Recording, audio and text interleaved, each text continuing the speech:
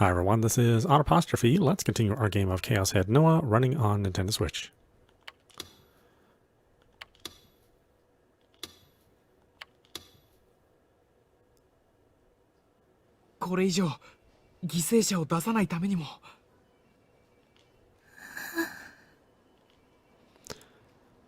What could she do to make him give up? Hazuki couldn't come up with anything, so she just stood there helplessly.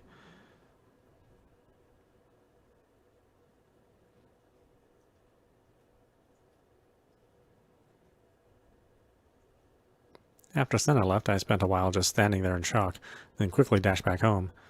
Fortunately, I didn't run into Shogun or Yua. In the end, I'd come back here without ever finding Rimi. After the earthquake and what happened with Ayase, I was sure they'd sent the students home early for the day. It was even possible Rimi might show up here soon. Until then, I just had to sit here quaking in fear, I guess. I decided I would take my mind off the fear by using my now functional computer to gather information. And then I saw my phone where I had left it next to my monitor. The light on it was flashing. I opened it and saw I'd received a message. I thought it might be from Rimi, but...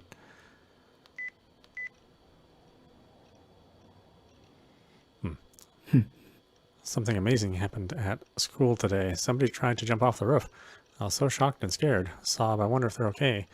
We were at school when it happened. The earthquake was really crazy, huh? My head really hurt. I wonder why. Oh, Vera. There you go.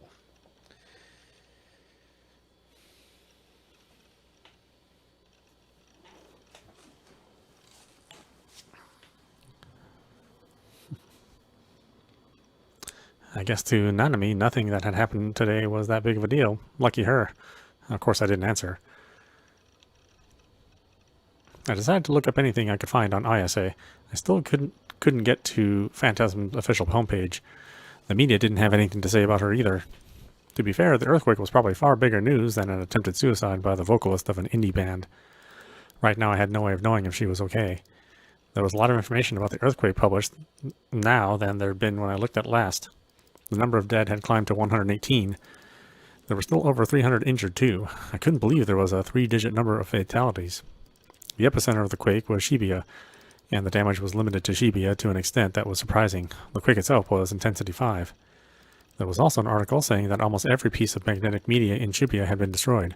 The thought of the tragedy that had befallen me happening to other people made the frustration and anger I'd felt come roaring back. It was a true tragedy. My H-game save data, my porn collection, they would never come back. Sigh. Still, it didn't seem like an ordinary earthquake. An ordinary earthquake wouldn't have killed 118 people. The internet had noticed something, how odd that was too, and there was a lot of discussion.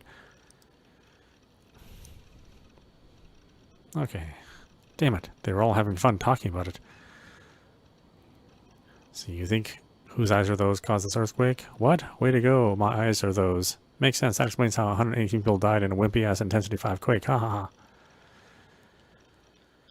I thought back to what had happened during the earthquake. I'd been hit by an incredible shock. It was a sensation I'd never felt before, like my head was boiling over or exploding. That could easily kill someone, I thought. I looked at what was on the TV too, not just the internet. My PC had a TV tuner built in. That was why I didn't need a TV in my room. 現在までに死者118名、重軽傷者300名以上と非常に多くの犠牲者が出ていることが分かっています。さて、渋谷の駅前と中継がつながったようです。島谷さん、現地の様子はいかがですか？2005年に同じように震度5の地震が東京であったんですよ。その時はゼロで、なぜ今回は100名以上の被害者が出ているんですか？被害者の数は震度に比例するわけじゃないんです。そこには様々な要因がありまして、亡くなった方の死因や病院に運ばれた負傷者の容体については未だ詳しい情報が入っておりません。また渋谷区を中心に磁気メディアが全壊してしまっていることについて今日は専門家にお越しいただいております。地質学産業研究所より林原泰造先生、財団法人地質調査環境センターより小沢幹人先生にお越しいただきました。林原さん、今回の地震について磁気メディアに深刻な被害が出た原因というのはどういうところにあるんでしょうか。まず知っておいていただきたいのは、渋谷区あたりの地下200メートル付近には磁鉄鉱、つまり天然の磁石が多く埋蔵されている地層があるということですね。地層の分類としては火成岩層ですが、私たちはこのエリアを磁鉄鉱の谷、マグネタイトバレーと呼んでいます。地中にある磁石の谷ですね。文字通りかなり大規模な岩脈なんですよ。ここにですね、今回の地震のような大きな刺激が加わったとするならば、その影響で地上に存在する磁生体、主に磁気メディアの持つ記録部に、致命的なダメージを与えてもおかしくはないんです。何をバカな。小沢先生は別の意見ですか？確かに渋谷の地下には巨大なマグネタイトの岩脈があることは事実です。ですが磁石と呼ぶにはあまりにも微弱なこのマグネタイト群にはですね、地上の磁気モーメントや安定磁場を崩すほどの力はないというのが通説になっています。実際ですね、過去にも震度5の地震は何度も発生しています。過去のそれらの地震では今回のような被害はなかった。なので原因は別にあるのではないかと考えるのが妥当だと思います。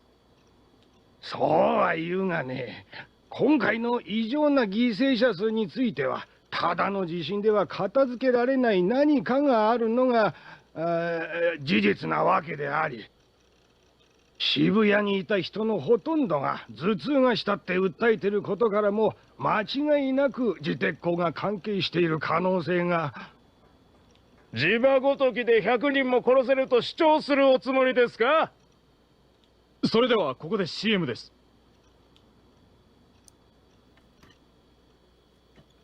結局詳しいことは何もわからずか。The media was ignoring the huge white cloud that had appeared in Shibuya and the reports of the sky turning white. They'd been reporting them at first, but now it was like they were being treated as if they'd never happened. I felt really creeped out.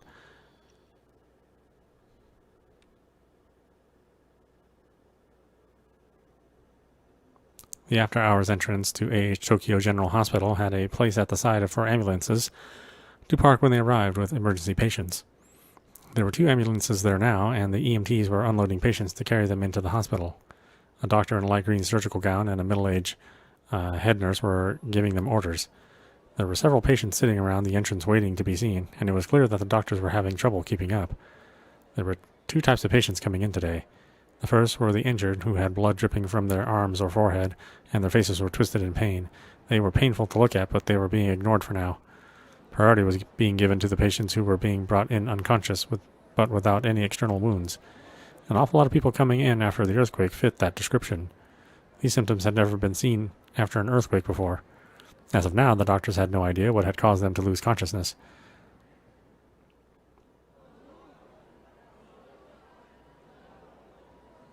Another ambulance arrived, its loud sirens blazing. The technician got out of the ambulance and yelled at the doctor, who asked him for the patient description. That was the only explanation. Most doctors would have complained. With all that was going on, the normal answer to being told how to prioritize your own patients would be, go screw yourself. But surprisingly, the doctor and head nurse both nodded and helped unload the stretcher from the ambulance. Lying on the stretcher was Ayase Kishimoto, who was unconscious and moaning softly. The doctor and the techs quickly took the stretcher inside, ignoring the glares of the injured around them.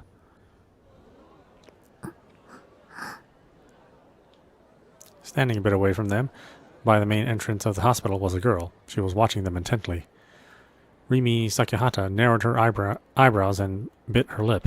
Kishimoto-san.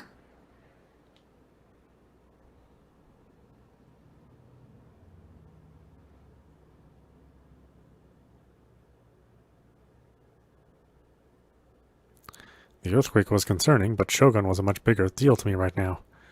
My headache was gone, but the fear was growing stronger and stronger inside me, and being alone was making me feel more and more depressed.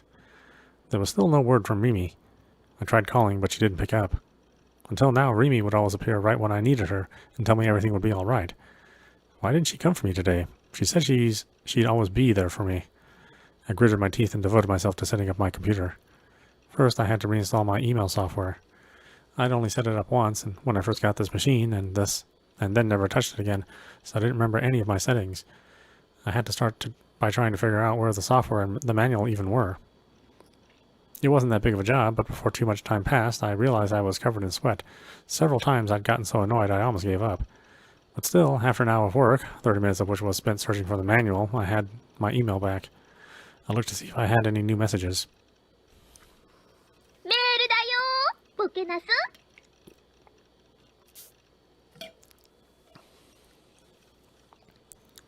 Ah, I could finally hear Sedatan's voice again. Hearing it just made me feel better, like all my hard work had paid off. I had 8 new messages, all of them were spam.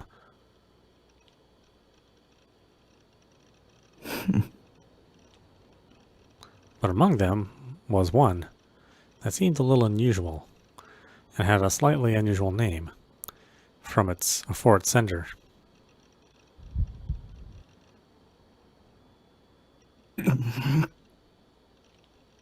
I let out a sharp moan. What the hell was this? Some prank of Nanami's? It was an awful prank if so. I felt like punching her in the face.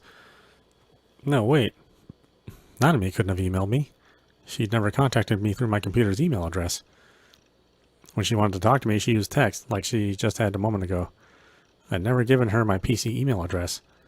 Was it just a coincidence? Pure chance? Nanami was a pretty common name. And whose eyes are those was so common now you'd hear it everywhere you went. I could easily see it being used as a title in a spam email. I decided to see what was inside. 結構な長文だな。さっきはチャットで話ができて楽しかったよ。ちなみに送信者の名前はダミー。僕の名前は将軍だよ。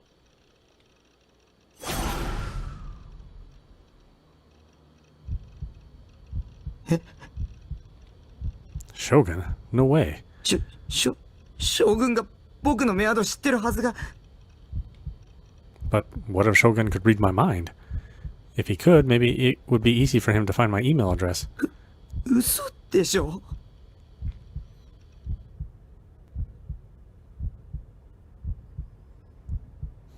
What was this? I enjoyed our conversation a moment ago. By the way, the sender name was fake. My name is Shogun. I'm glad ISA survived. I was planning on using her as a victim in the next NewGen case, but I decided a suicide would serve my purposes just as well. I'm impressed with you, though, Takumi. You've got a new high score. Very impressed. You really are special. Now then, it's Takumi Nishijo's turn. Or Nishijo. I read the whole thing. Its overly friendly tone made me shiver. I'm hoping to make this one especially dramatic since she's your sister. Shibuya's in a nasty mood right now because of the quake. It's up to you to bring this to a moving climax that will make everyone feel so much better. It's getting hard to finish all these quests unarmed, isn't it? You're a hero. Don't you want a hero sword? Don't worry, I'll help you out. He was crazy. What was all this? Quests, high scores? It was like he thought it was a video game. Time to begin the quest to save Nanami. Come to the roof of O-Front at 9 p.m. tonight.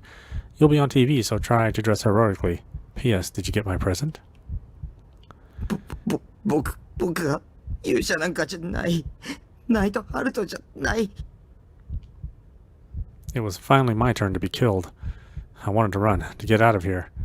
Rimi. I had to get Rimi to protect me. Why couldn't I get a hold of her? Had she been hurt in the earthquake? But Mizumi hadn't said a thing when I met him earlier. I took out my phone to see if there were any missed calls or messages from her. 来てない。 Where was Rimi? Then I gasped. The inbox on my phone. I had the message I'd just gotten from Nanami.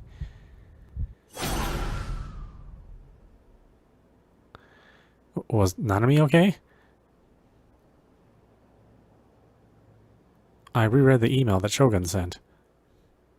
Now it's Takumi Nishijo's turn? It's time to begin the quest to save Takumi? What did that mean? I needed to call her right away. I opened my phone's contact list. There were only 3 numbers in it. Home, Rimi's phone, and Nanomi's phone. Whenever we met, Takumi was always irritatingly insistent that I call her. It wouldn't hurt to finally call her once in a while, right? I just hope she picked up, because if she didn't, I was never calling her again. Even if she'd gotten hurt in the earthquake and couldn't pick up or something, I didn't care. I pulled up her number and pressed dial. I put the phone to my ear. There was no answer. The phone wasn't even ringing. I knew that there was always a little pause when you called someone on a cell phone, but now the silence seemed to run on for an eternity, and every passing instant I got more and more irritated. 早くしてよ。よし、繋がった。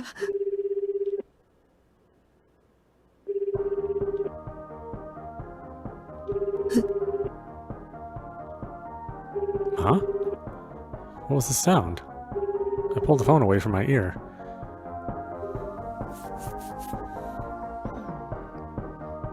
There was a melody I didn't recognize coming from somewhere in the room. Was that a cell phone ringtone?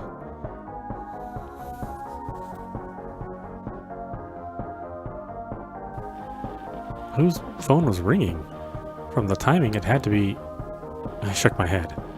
I didn't know what ringtone Takumi used on her phone, which meant there was no proof that the melody I was hearing was from Nanomi's phone. None. I got scared and put the phone back up to my ear.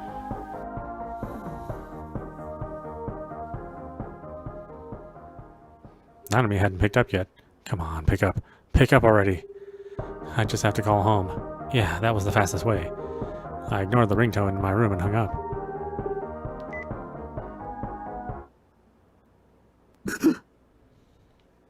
It stopped. The mysterious ringtone had disappeared. My room was suddenly quiet. There was a tiny little bit of lag. But the ringing had stopped. Almost at the same time I'd hung up. なんで I got even more confused. I didn't know what to do. All I could do was look around my room. I say look around, but I wasn't looking at much of anything. I was just moving my head. My mind was a complete blank. I called Takumi again. I told myself that maybe this time I wouldn't hear the ringtone. This time she might pick up.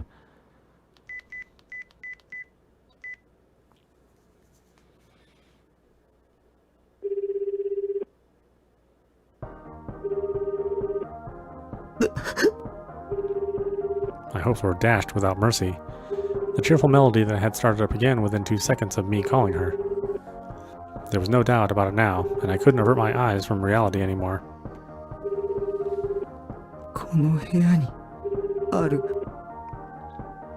Nanomi's phone was somewhere in my room. Why? Had Takumi found it? Or...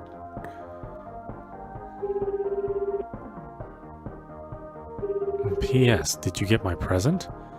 No, that had to be a lie. There was no way this could be real. I lowered my phone slowly. I couldn't even blink. My throat was parched, but still I looked at the source of the sound. This time I looked around slowly, my eyes landing on each and every object scattered about the room.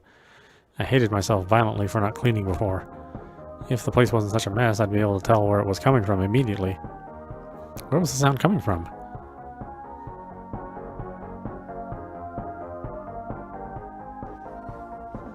This box. The sound was coming from inside this box. It was the size of 2 H-game boxes side by side. I thought it was from something I'd bought online, but there was nothing printed on it. There was no address label either. But it was sealed tightly with tape. Had this big box always been here? Did it fall off the bed in the earthquake? Yeah. I'd never seen this box before. I always opened anything I ordered online right away, too. And if it was something I'd sold at an online auction, I'd have shipped it right off after I wrapped it up. I thought that maybe Takumi had brought me some food or something, but I didn't remember her bringing me a box this big, which meant that in the hour or so I'd been at school, someone had been here. I'm sending you a present. I hope you like it.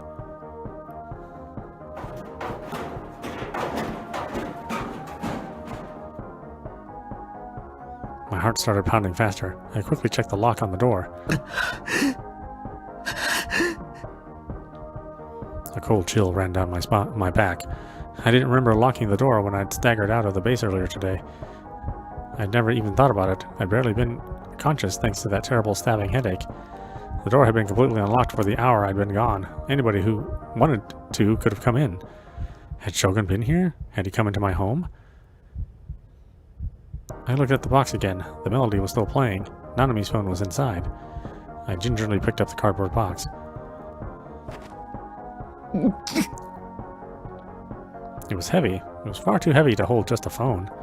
It felt like it weighed about the same as a 500 milliliter bottle of juice. I hesitated to open it. Something felt very, very wrong. こんなの開きたくないよ。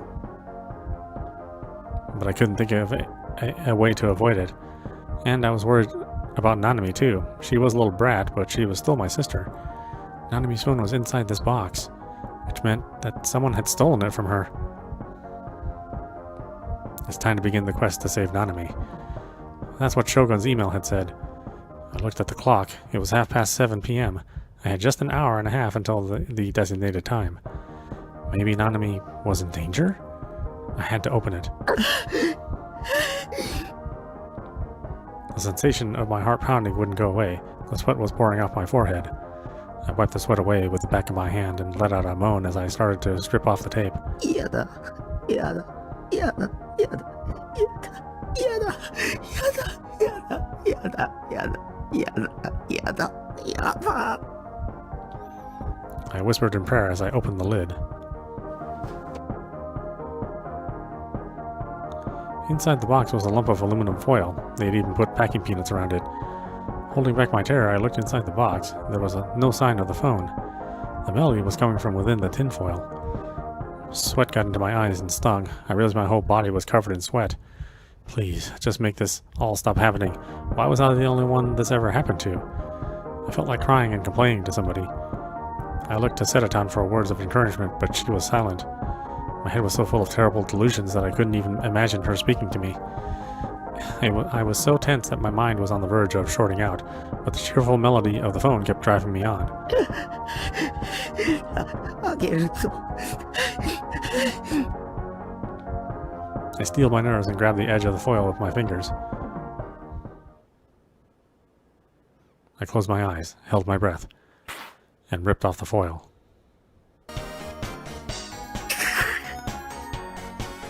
The melody was louder and clearer than ever. I was afraid to open my eyes.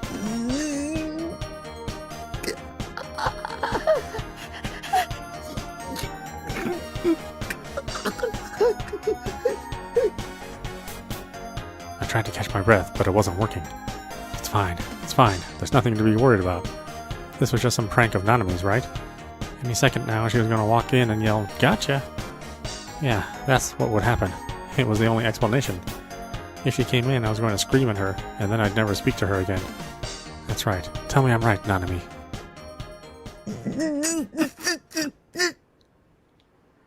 I couldn't keep my eyes closed anymore. Staring into the darkness was too much for me. The fact that I couldn't see it was just making the awful delusions worse.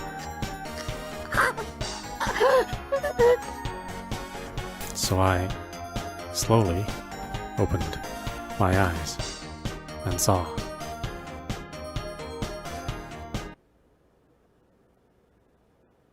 What I saw was a hand. A small, cleanly severed hand. It was holding the same model phone I had, and on the wrist. へえ、かわいいバングルじゃん。じゃあさ、これナナにちょうだい。ひひ、お兄どう？似合う？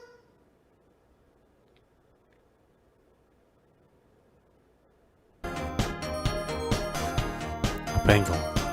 Its yellow band was stained red with blood.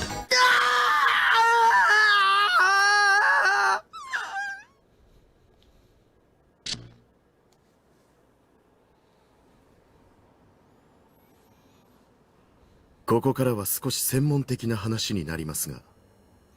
君は元医師だろ。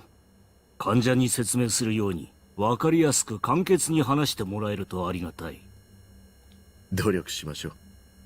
さて、人間の脳の中にある何億という脳細胞。それらは細い神経の糸を出し合って、それぞれに手をつないでいるような格好をしています。しかし実際には各神経の先端にある手と手の間にはごくわずかな隙間が空いているんですよ。脳細胞に情報の電気信号が送り出されると、その神経の手のひらから極小の物質ドーパミンがボールのように飛び出してきます。それは反対側の神経の手のひらにキャッチされ、再度情報の電気信号に変わってまた隣の脳細胞に伝わっていく。脳の構造は簡単に言うとその繰り返しです。我が社が開発した第2世代ノア2はこの部分に干渉することで人に疑似的な映像を見せることを可能としました。ホログラムのようなものか。あるいは幻覚かな。幻覚の方が近いでしょう。ですが明確に違う点として、その疑似的映像は確かな存在感があるものとして映るということです。人間の目、視覚というのは実に興味深いものです。視野は単眼の場合、鼻側60度、耳側100度程度、両眼の重複視野は120度で、周辺視野を含めれば180度から200度もの視界が広がっているんです。その一方で、以前ご説明したようなデッドスポットもまた存在する。脳にとって視覚とは最もつながりの深い部位です。脳はそのおよそ 80% を視神経情報の処理のためだけに使っている。その点については300人委員会も注目しておる。人間の視覚にはまだまだ謎が多い。世界中で研究テーマとして上がっているものだけでも1000以上に及ぶからね。アメリカで数年前に発行された行政命令、機密の人体研究に対する保護の強化というのは委員会による圧力ですか？圧力ではない。これは選定だよ。300人委員会はどこの馬の骨とも知れん研究者がこの分野に足を踏み入れることを歓迎せん。当然ながらアメリカだけではなく世界各国にも同様の指示は出ている。我が国は随分自由のようですね。私のような人間を放置しているぐらいですから。勘違いしてはいかんな。何のために我々がいると思っている？君はすでに選定済みなんだよ。だからこそ君には何よりも成果が求められている。300人委員会をも出し抜けるような成果というわけですね。うかつな口を聞くなと言っておる。今はまだ我らの真の目的を誰にも悟られてはならない。たとえ委員会に対してもね。これは失礼。説明を続けたまえ。ノア2が生み出した疑似的映像は視神経パルスに変換して電磁波として照射します。対象の皮膚や頭蓋骨を貫通して直接ドーパミン受容体、つまり先ほどの説明でいうところの手のひらにキャッチさせるのです。そしてデッドスポットへと最終的に落とし込まれる。特に G レートの高いエリアの人々は空中の映像パルス信号を敏感にキャッチします。混乱した脳はその疑似的映像を現実だと判断することになります。これが人間の視界の中に無から有を作り出すメカニズムです。ノア2を用いれば街中のどこを見ても先生の選挙ポスターだらけなどという芸当も容易というわけです。ただしあくまで人々のバイオリズムが高い状態であることが条件ですが。幻覚によって意志を誘導するか。沈黙の兵器とシステムは同じというわけだね。条件さえ満たせば対象の見ている世界を自在に書き換えることができる。それはギガロマニアックスと同等の力ということか。その通りです。ノア2は機械仕掛けのギガロマニアックスと言ってもいいでしょう。理論値通りに稼働を始めればギガロマニアックスたちと同等、いや近い将来それ以上の能力を再現できるようになります。だが効果の有効範囲はどうなっている？電磁波は垂れ流しなのかね？それでは汎用性という点がおろそかになる。我々は無差別な洗脳を望んでおるわけではない。対象は選定できなければ無意味だぞ。ご心配なく。そのために機能因子を用意してあります。モニターをご覧ください。なんだこの小汚い連中は。我が社ではポーターと呼んでいます。言い換えればマインドコントロールのための部隊といったところでしょうか。彼らが背負っているリュックの中にはノア2のパルス波を送受信するためのポートが入っています。ポートは信号を受け取るとリモートで周囲へと放出するわけです。歩く端末というわけか。それならば有効範囲の制限などないに等しいな。限定的使用も問題ないことになるね。状況は理解した。貴様は引き続き計画を続行したまえ。ただし300人委員会に悟られるような言動はくれぐれも慎むように。あとは何人犠牲を出そうと構わん。ご理解いただきありがとうございます。それではポーターとして使える人材を提供していただきたいです。手配しよう。それと引き続き先生方にはメディアのコントロールをお願いいたします。すべては我ら3人の目指す理想のために。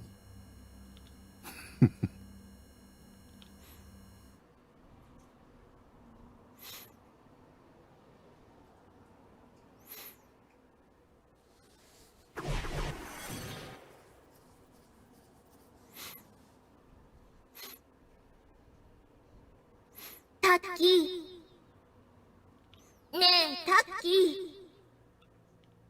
聞こえてるっしょ？うん。聞こえてるよ、セーラタン。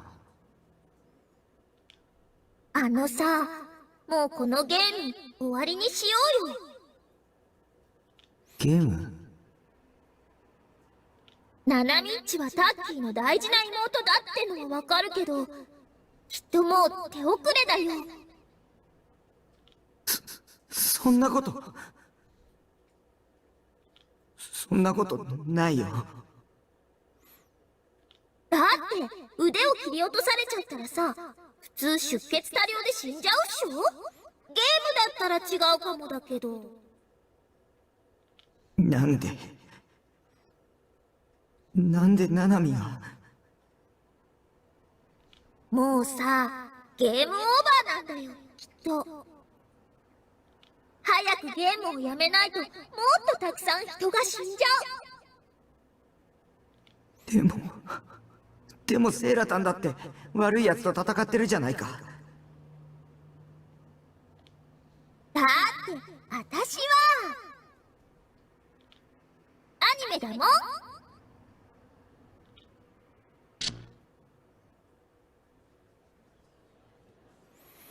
I stuffed the Sedaton figure into my uniform pocket. 助けなきゃ。僕が。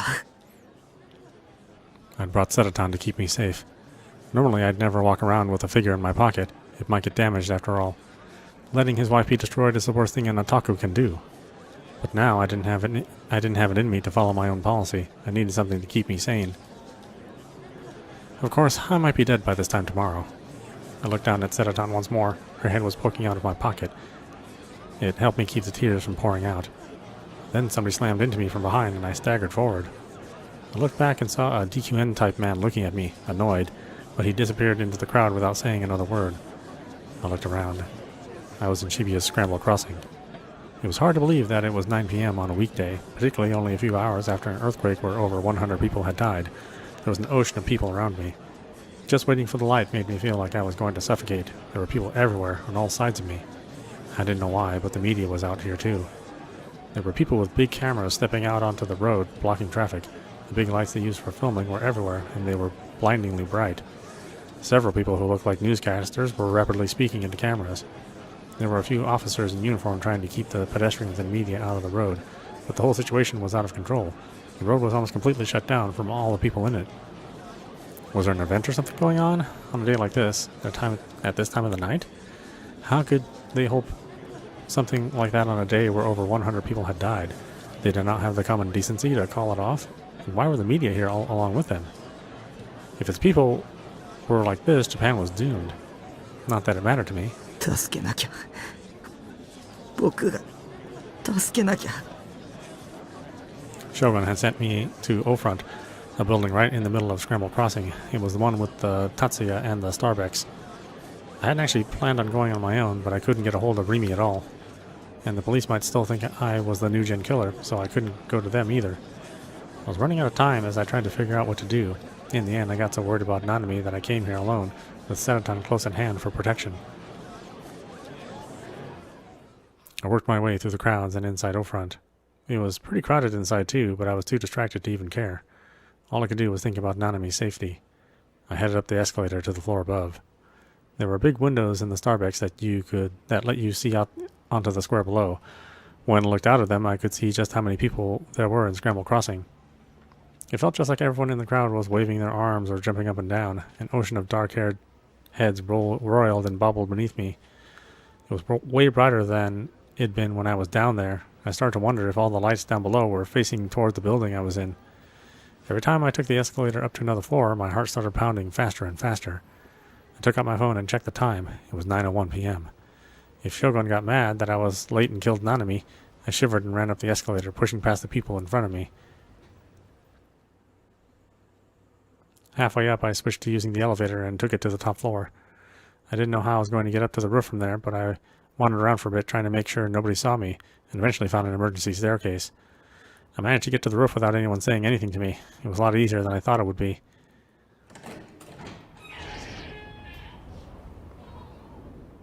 The wind was blowing hard on the roof. It felt strangely warm, considering it was the end of October. I realized quickly that it wasn't a natural wind, but the air blowing from the air conditioners on top of the building. I fastened the button in my pocket so Sedaton wouldn't blow away. ありがとう、ボケナス。どういたしまして。 Hearing Sedaton's voice in my brain made me feel a little better. As long as I had Sedaton with me, I wasn't scared. That's what I told myself over and over again. That said, it was awful dark up here.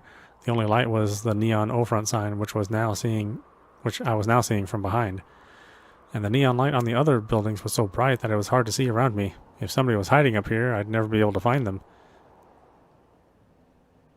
遅かったね。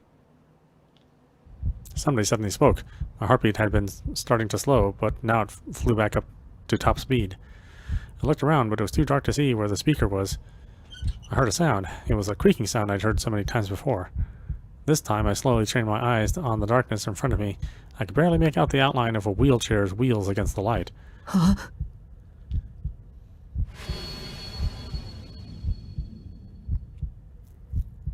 Shogun.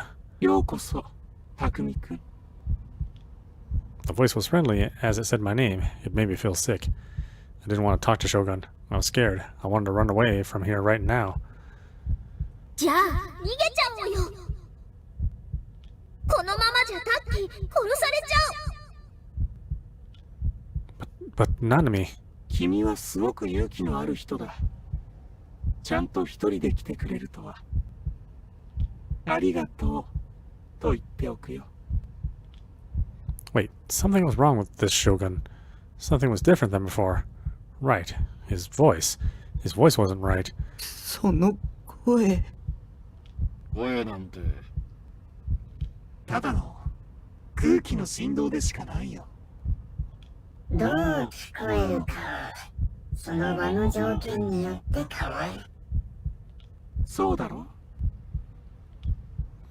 What was going on? His voice was changing more and more.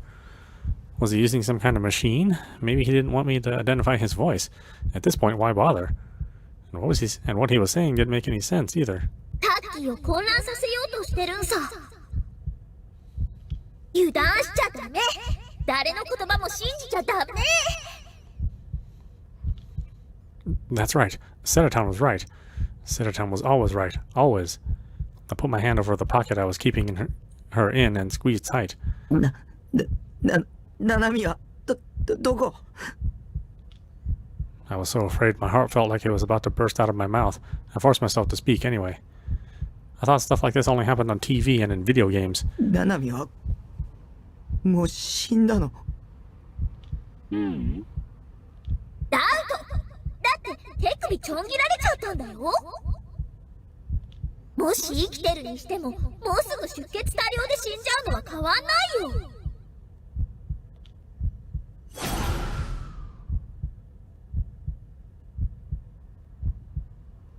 I started to cry.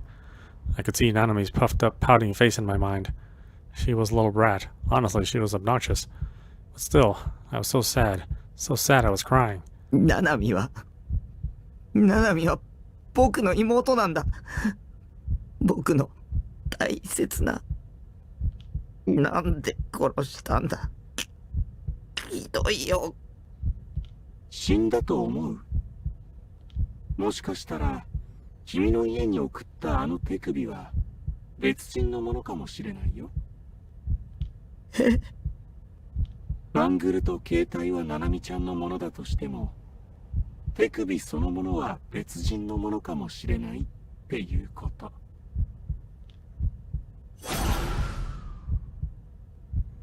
Nanami was alive? 信じちゃダメだってば。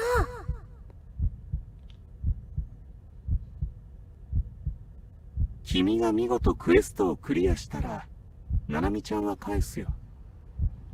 生きているナナミちゃんを、ね。Quest. There was that word again. Did he think this was a video game? But the real me wasn't a hero. でももしクリアできなかった場合、ナナミちゃんは帰ってこない。His voice suddenly grew as cold as a blade. I felt so stupid being afraid of such an old man, but he was crazy. He was the NewGen killer. だから、僕を失望させないようやり遂げてほしい。君ならできるよ。なんで僕なの？僕じゃなくても、僕なんかじゃなくてもいいじゃないか。君でなくちゃダメなんだ。だからなんで？君は選ばれた人間だから。Chosen? 勘違いしちゃダメだよ、タッキー。あいつの言う選ばれたってのは、次の犠牲者として選ばれたって意味なんだから。I remembered the horrible fates that had befallen the other NewGen victims and shivered. 君は今日の昼間のことをもちろん覚えているよね。昼間？学校で君は岸本綾瀬を助けた。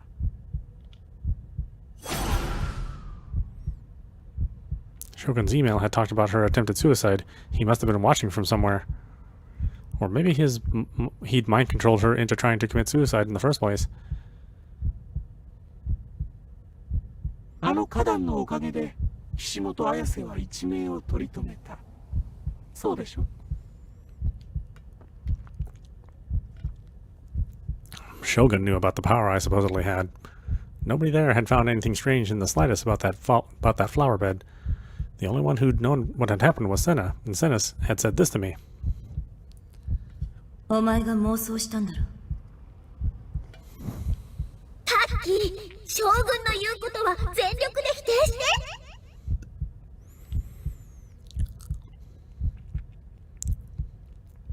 That's right. It was impossible that Shogun was only after me, only trying to kill me, because of this power he thought I had. If I told him I didn't have it, maybe he'd let me go. 僕にはそんな力ない。力？力って何のこと？僕はそんな言葉は一言も使っていないが。Oh, crap. タッキーには力なんてないよ。ただの肝オタなんだよ。タッキーにヒーローの素質なんてないのさ。私にハーハーしてるだけの無害な引きこもり予備軍。そうっしょ？ She was right. I didn't have any power. That was just a stupid kid's fantasy. After all the things that Senna and Isis had said, I'd started to believe it was real. But the two of them were clearly crazy. I was stupid to believe anything a crazy person said. Hadn't Rimi said it was all a delusion anyway? 詳しく説明してくれない？あの花壇のこととか。僕がやったっていう証拠はあるの？花壇を何もないところから出現させるなんて、そんなの僕には無理。花壇が何もないところから出現したんだ。他の人は誰もが最初からそこに花壇があったって話していたけど、君だけは花壇は最初はそこになかったってそう認識しているわけだ。I might have dug my own grave again. Wait, who's Shogun anyway? If he knew what the other students and teachers were saying, had he been there to hear it from them? 僕は力なんてない。自分でも一体どうやったのか。でも使えた。君が妄想したことが現実になった。惑わされないで。タッキー、本当に力なんてあると思う？そんなのアニメの世界じゃん。タッキーがいるのは現実なんだよ。花壇のこともアヤセッチが2人に分裂したことも、それらが現実だったって証明できる？無理っしょ？分裂したアヤセッチの体に触った？ I didn't. ただの幻かも。そもそもタッキーはあの時警察とかユアッチに追われて動転してたし。 And what about the flower bed? 同じだよ。花壇は最初からそこにあった。タッキーはリミッチを探してあそこへ行った時、頭が痛くてフラフラしてた。アヤセッチが落ちるまでにはっきりとそこに花壇があることを確認した？みんな誰一人として花壇が出現したことを疑問に思ってないってことはさ、逆に言えば最初からそこにあったから疑問に思わないってことっしょ？タッキーが間違えてただけなんだよ。将軍の言葉に惑わされちゃダメ。花壇は最初からそこにあった。I repeated what Senaton had said. 最初はそこにはなかったって思い込んでたけど、記憶違いだった。僕の脳内での妄想だよ。だってみんなあそこには花壇があったって言ってるんでしょ。力とかそういうわけのわからないものじゃなくて、ただの思い込みだったんだ。いや、君には力がある。そうだろ？死にたくない。そうだろ？わからない。殺さないで。君は自分の天才的な力についてもっと自覚するべきだよ。その潜在能力はすごすぎる。君なら世界を変えることだってできるんだ。I wanted to go home. I wanted to go back to the base and grind in ESO until I passed out from exhaustion. I wanted to hear I wanted to leer at my Stedaton figure and watch Bloodtune on an endless loop. That's all I ever wanted, so why? タッキー、早く逃げて。私がずっと一緒にいてあげる。私だけがタッキーの味方なの。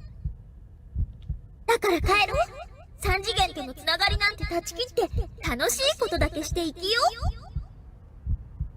う。さて、前置きはこれぐらいにして、そろそろクエストを始めよう。まずは、下のスクランブル交差点がよく見えるところまで行ってほしい。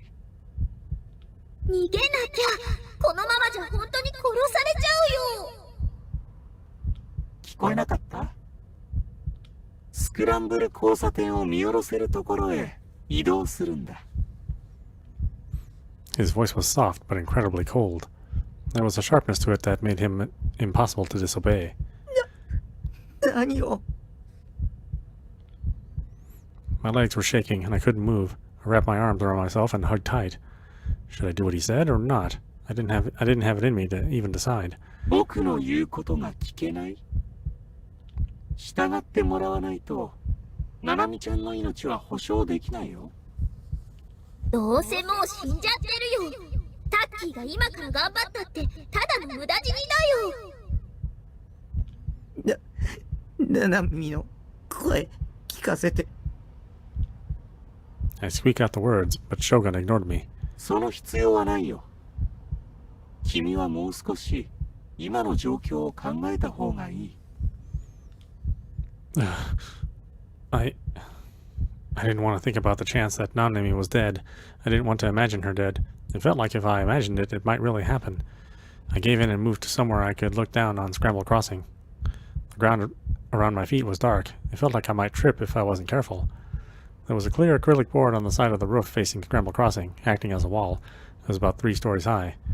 When I got close to the wall, I could hear the chaos below me. There was a female voice that seemed much louder than the others. It was the one coming from the big TV. アクリル板の壁に一箇所だけ壊れて穴が開いている部分があるだろ。I looked at the wall, wiping away the heavy sweat on my forehead. He was right. There was a hole big enough for a single person to pass through. It was a strange shape, like it had been smashed open. Someone had clearly done it deliberately. Of course, there was nothing on the other side. It was a sheer drop-off, an 80-story building. そこから顔を出して下にいるギャラリーに挨拶してあげて。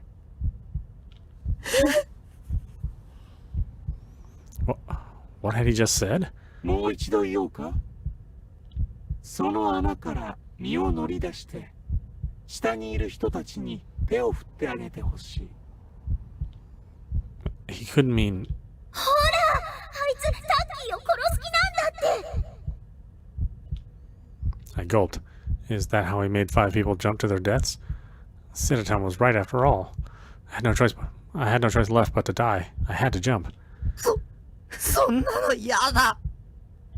拒否すれば、ナナミちゃんは死ぬよ。従えばタッキーは死んじゃうよ。 What was I supposed to do? I tried to think of my best option, but with every thought I had, the worst-case scenario came to me in the form of a delusion. Somebody save me. 鬼のバーカ。 Nanami's voice echoed in my panicked ears. ヒヒバー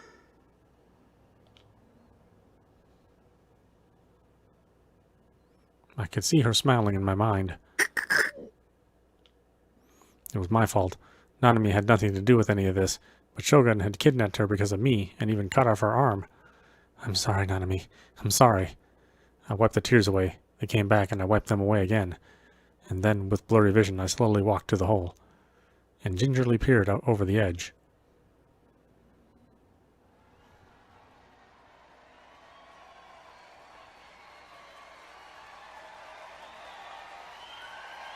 There was a sudden cheer below me. It was so loud it sounded like an earthquake. That big crowd in front of the station, and the media too. They were all here for some event that was about to start. Suddenly a bright light assaulted me. I narrowed my eyes and looked away. I could see the big TV on the next building over, and the person on it was...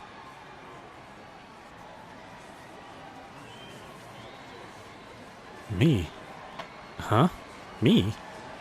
The big TV showed me with my face covered in tears and my mouth wide open like an idiot. Even my posture looked terrible. At first I thought I was seeing things. And then next I thought that somebody was secretly recording me and I shivered.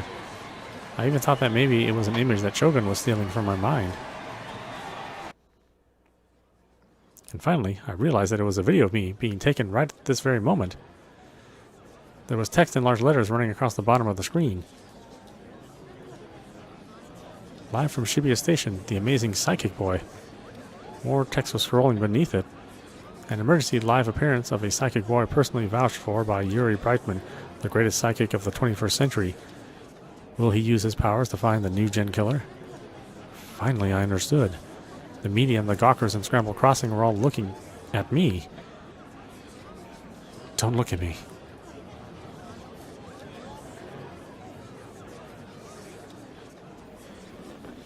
Why were they all looking at me? Psychic boy? What the heck?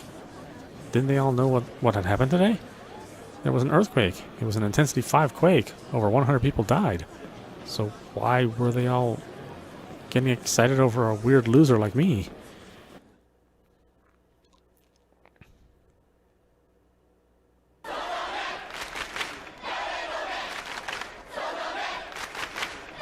Whose eyes are those?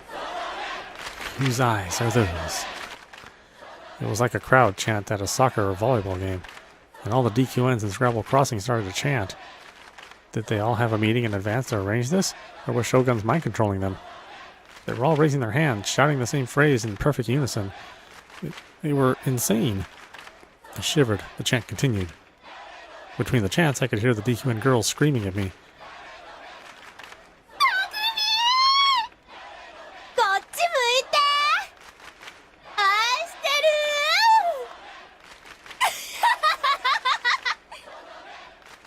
When I listened closer, they were all making fun of me. They were all just laughing and enjoying my misery. All they cared about was their own fun. This was a big festival and I was the sacrifice. All they cared about was joining in the big party. And they were all DQN scum. Nobody was going to save me. They all wanted me to die here. Their mass psychosis was going to kill me. And they weren't doing it out of hatred or anger, but just for fun. Yada. Yada, yada, yada.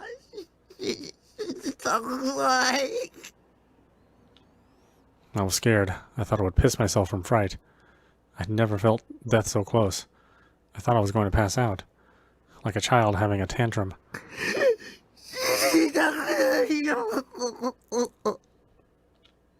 I was crying and sobbing.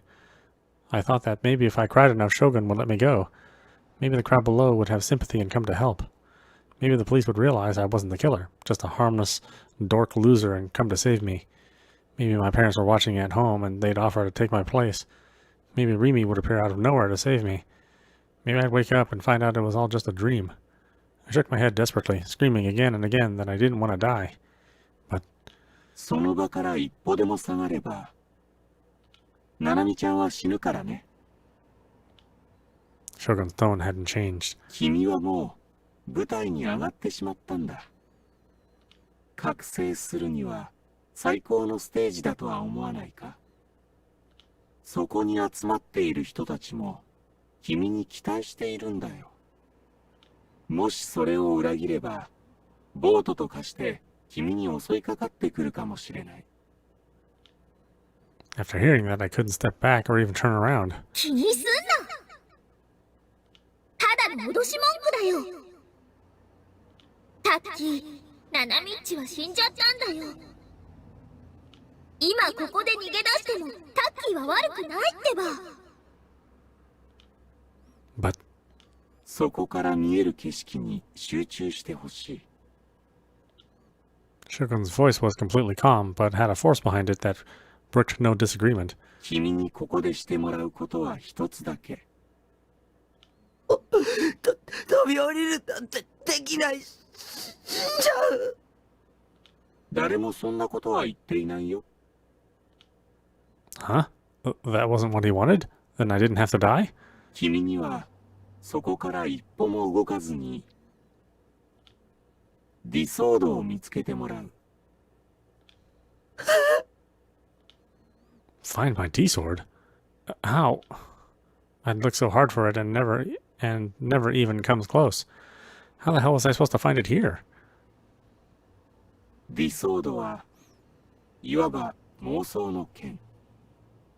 それだけ言えばわかるだろ。 No, I didn't understand. 騙されちゃダメだよ、タッキー。理想度なんて実在しないって。妄想が実際にあるわけないっしょ。見つかるわけないよ。君はこれまでに剣を持った人間と何度か接触した。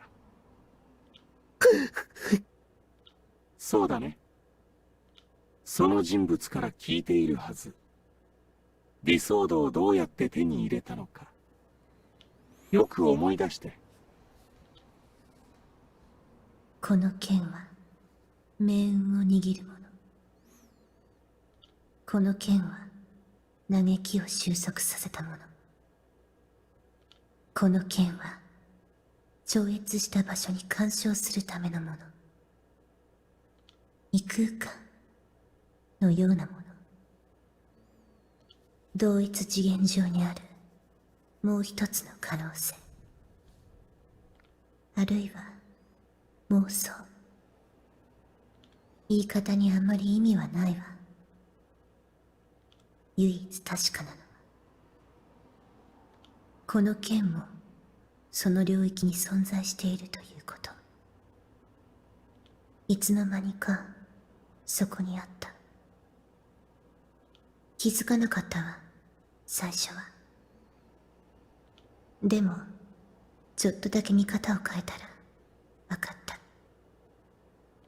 もしかしたら匠にももう見えているのかも。見ていないだけで。世界を疑え。仕組みを知れ。お前の見ている景色は本物か？妄想は現実にすることが可能だ。本当じゃないものが景色に紛れ込む。つまりエラーを現実として認識させる。そうだよ。すでに多くのヒントが提示されているよね。君にはもう見えているはず。君の眼下に広がっているその景色の中に。So, he'd hidden the D-sword somewhere in front of me, and he wanted me to find it? 見つけたら許してくれるの？見つけるだけじゃクエストクリアにはならない。実際に剣を手に入れるんだ。その場から一歩も動いちゃならないっていうルールを破らないようにしてね。That was impossible. How was I supposed to get the sword without being able to move from up here? What did Shogun even want me to do? だからあいつは無理難題を突きつけておいて、結局タッキーを殺したいだけなんだって。それができないならナナミちゃんの命はないよ。逃げよ、タッキー。お家に帰ろう。 But if I take a single step back, he'll kill Nanami. だからナナミッチはどうせ助からないってば。 He said he wouldn't hurt her. あいつの言葉を信じるの？嘘ついてるかもしれないよ。 I looked carefully at the scene in front of me. The lights made it hard to see anything far away.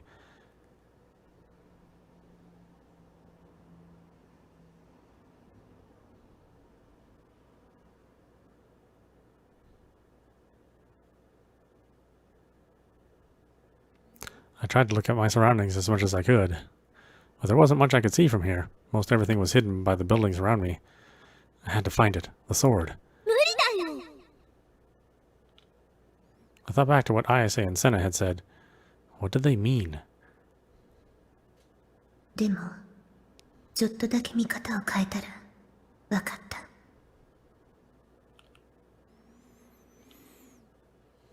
本当じゃないものが景色に紛れ込む。And then I thought back to the patterns on the ceiling of my room back at my parents' place. I had always looked up at them when I was trying to go to sleep, and I thought to myself that the knots in the wood kind of looked like a human face.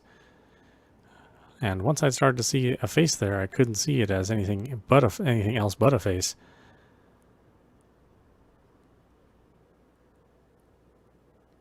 はいはい、目の錯覚、目の錯覚。そんな木目、どこにでもいっぱいあるよ。That's right. This wasn't like a pattern in a piece of wood. 切り取るんだ。Shogun's voice was still calm as a whisper. 剣が見えたなら、そこから切り取る。君にはそれができる。はーい、意味不明。そいつは適当言ってるだけだよ。妄想は現実にすることが可能だ。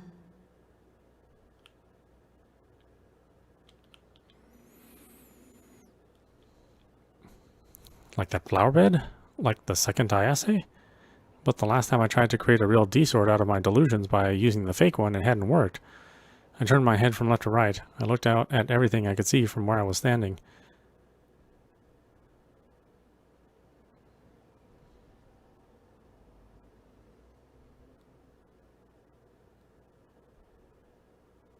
I saw a sword.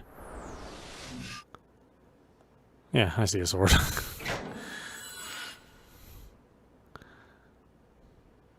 I saw a sword clearly. Yeah?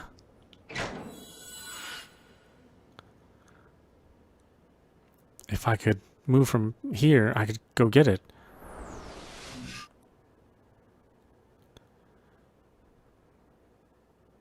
I guess. I don't know. I don't know how close it is based on the picture.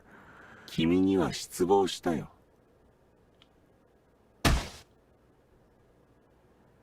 I was pushed from behind hard. At some point, someone had gotten behind me. I hadn't noticed them at all. It wasn't Shogun. I hadn't heard the creaking sound of a wheelchair. Then who was it? The night sky around Shibuya station spun and spun. I fell. I could feel the wind on my whole body. The ground got closer. All I could hear screams. No cheers coming from the people around me. What was this? Was this the end?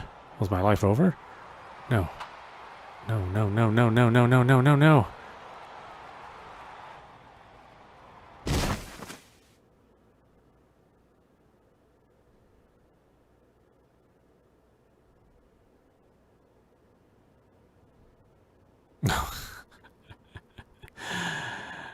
Okay. There's the quick load. I'm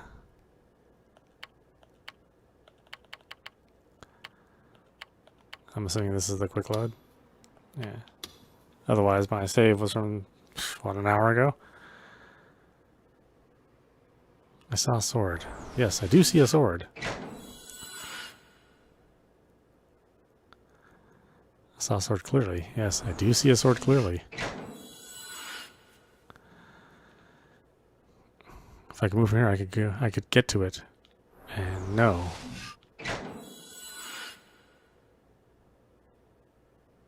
I could see the sword someplace that wasn't here, too.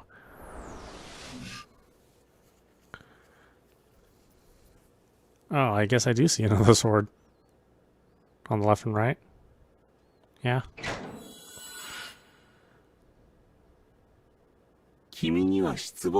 Oh, whoops. I guess that's a no. I don't know. I see a sword on the left and right. What can I say?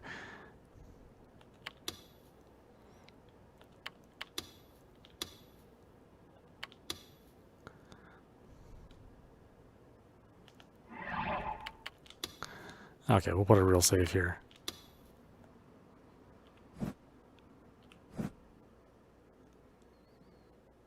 So, yes.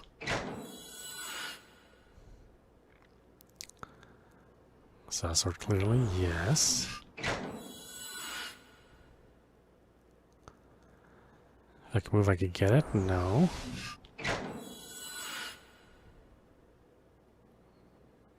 I could see the sword someplace that wasn't here, too?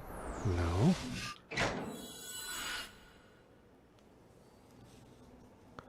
It's not actually a sword.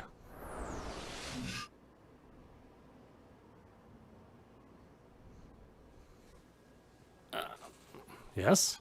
It's not actually a sword? I saw it.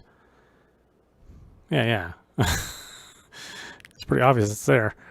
As I looked out into the night, the light warping and twisting through the tears in my eyes, I found a spot that looked like a sword. Ayase was right. I hadn't noticed it at first, but when I changed the way I looked at things, suddenly it was there. I didn't care if it was just a coincidence or not. The more I started to see it as a sword, the more it contrasted with its surroundings. Finally, it had become more and more real, standing out against the scenery around it. Even its outlines were gradually becoming clear. Shogun must have noticed my shock because he spoke almost immediately.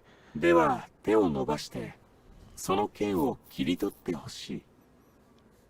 深く考えなくていいんだ。君にならできるよ。できるわけないじゃん。ダメ、タッキー、そんなことしたら下に落ちちゃう。落ちたら死んじゃうよ。I looked below. The crowd below me was huge. The ambulances weren't here yet. It was just like this afternoon. They were too slow. Of course they were. The earthquake this afternoon had been devastating. 切り取るなんてできないよ。固定観念にとらわれたらダメだ。最初からできるわけがないと思っていたら何もできない。Wise words. 常識を捨て去ってあるがままを見ればいいんだ。君には力がある。世界はその力に応えてくれる。あの花壇みたいにね。Could I really do that? Could I really get the sword just by reaching out? Maybe it was worth a try. Ayase had said the D-sword would save me. Maybe this is what she was talking about. I could get the sword and finish the quest. Nanami would come back alive and Shogun would leave me alone. I could go back to my normal, peaceful life. そんなに都合よくいくと思う？将軍があっさりタッキーを見逃すって？だって相手は10人も殺した連続殺人鬼なんだよ。Shogun wouldn't try to make me do the impossible. I could do this. That's why he was telling me to do it, because he knew I could. あいつはタッキーを殺したいだけ。忘れたの？集団ダイブの映像。将軍は5人の男女を1回も触れることなく転落死させたんだよ。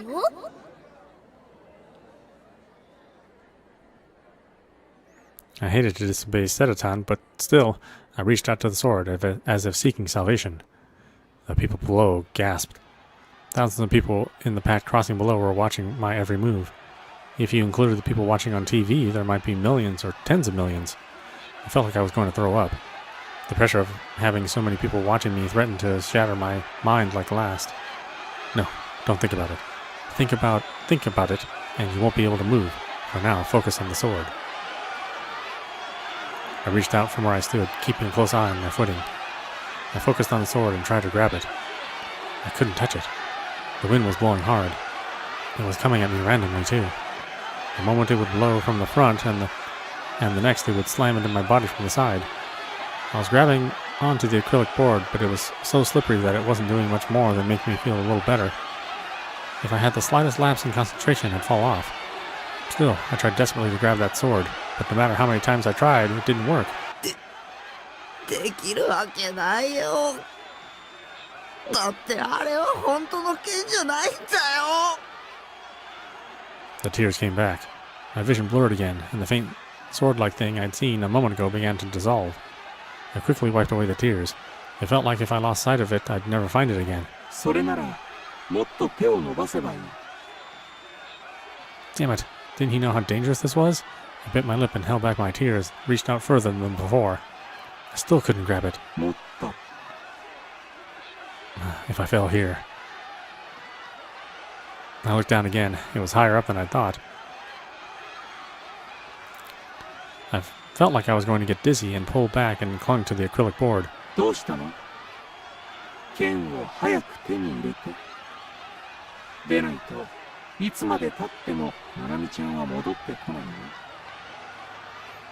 I shouldn't have looked down. I couldn't stop shaking. I was worried the shaking would make me slip.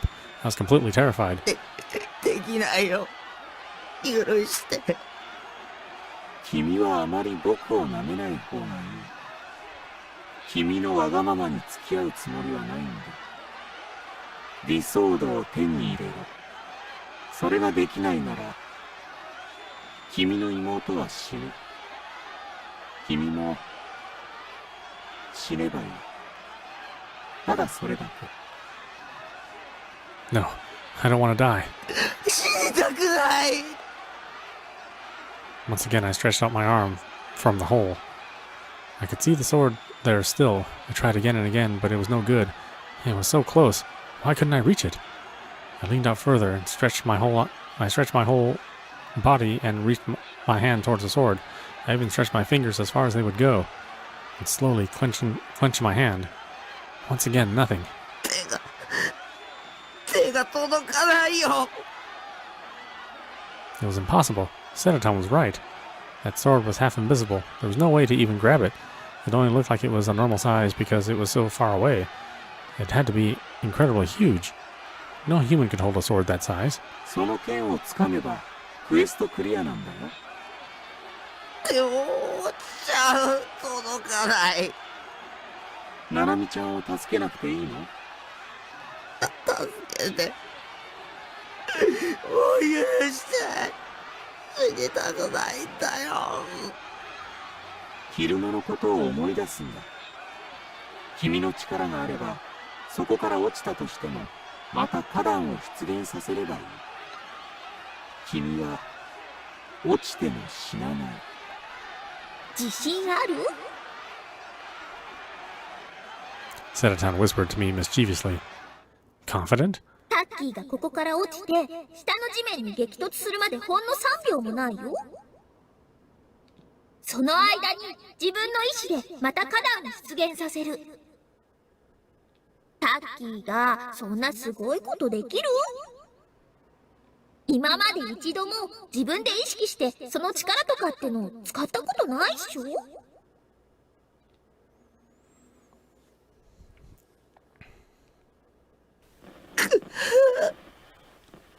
That's right. Even if I did have that power, I didn't know how to use it. ねえ、逃げよう。タッキーはよくやったよ。でもこれ以上は無理。死にたくないっしょ？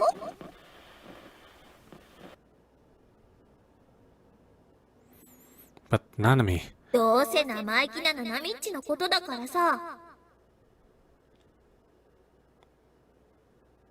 ここでタッキーが頑張って助けたって感謝してくれなさそうじゃん。 The truth of what Sedaton had said stopped me in my tracks. She was right. Even if I saved Nanami here, I knew exactly what she'd say. お兄のせいでこんな目にあったんだからね。バカ。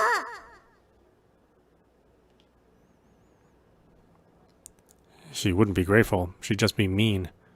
I'd spent the rest of my life with my whole family hating me. At the end of the day, she was just a 3D sister. She wasn't moe. She wasn't pretty, like a 2D character. She was always looking down on me. She was always openly making fun of me. Whatever happened to that little brat wasn't my problem. Maybe I could risk my life for Sedaton, but not her. タッキー、自分のことだけ考えよう。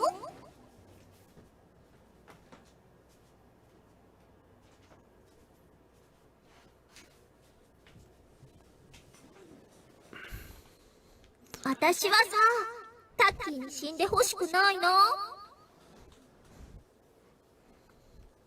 こうしてずっとタッキーの脳内で二人きりでお話し続けたいんよ。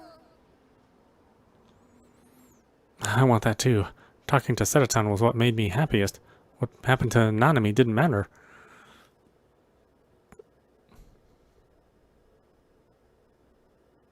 死にたくない。痛いのは嫌だ。死ぬのは嫌だ。消えるのは嫌だ。ナナミがどうなろうと、僕は痛くも痒くもない。 I kept whispering the words as if I was trying to make myself believe them. There was one person who was right, and it wasn't Shogun. It was Sedaton. あの剣は、剣に見えるだけで剣じゃない。ただの光の反射とか目の錯覚だ。そうだよ。さあ、帰ろう。帰ったらさ、私のパンツ見ながらいっぱいエッチなこと想像していいから。僕帰る。帰ってセーラタンにハーハーするよ。嬉しいな。タッキーのためにエッチなポーズたくさんしてあげるね。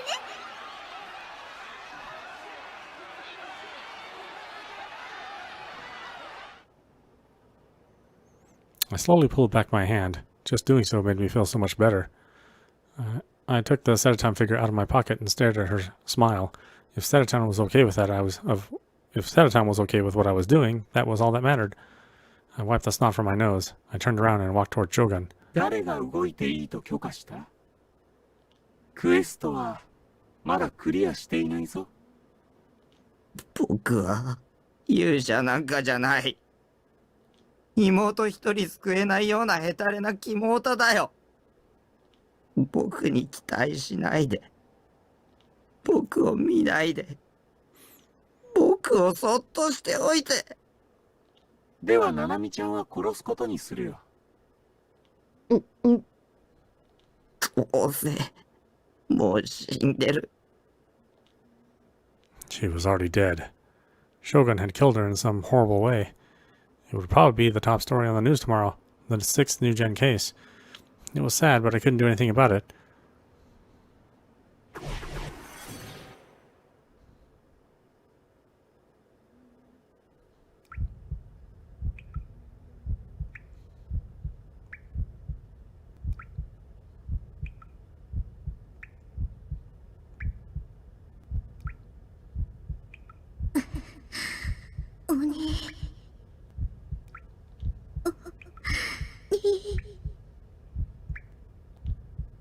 I heard what sounded like dripping water, but it wasn't water. It was Nanami's blood. It was bright red, dripping from her severed wrist. なんで助けてくれなかったの？鬼って最低。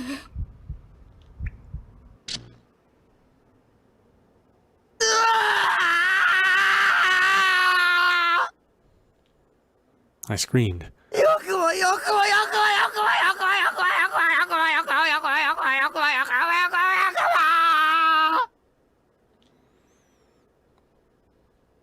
whole world turned red. My mind went blank with rage, sorrow, and helplessness. And I charged into Shogun at full speed. I grabbed at the figure hidden in the shadows. But my hands passed through thin air. And I collapsed onto the wheelchair. I must have hit my elbow because it was stinging from the pain. I winced and looked for the person in the wheelchair. There was a severed head rolling at my feet. Trembling, I picked it up off the ground. It was very hard. I realized quickly that it wasn't a severed head at all. It was some kind of helmet. A black helmet.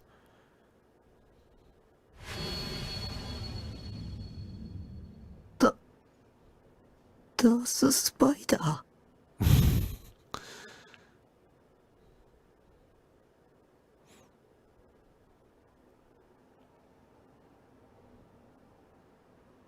Chapter 7, Psychopath.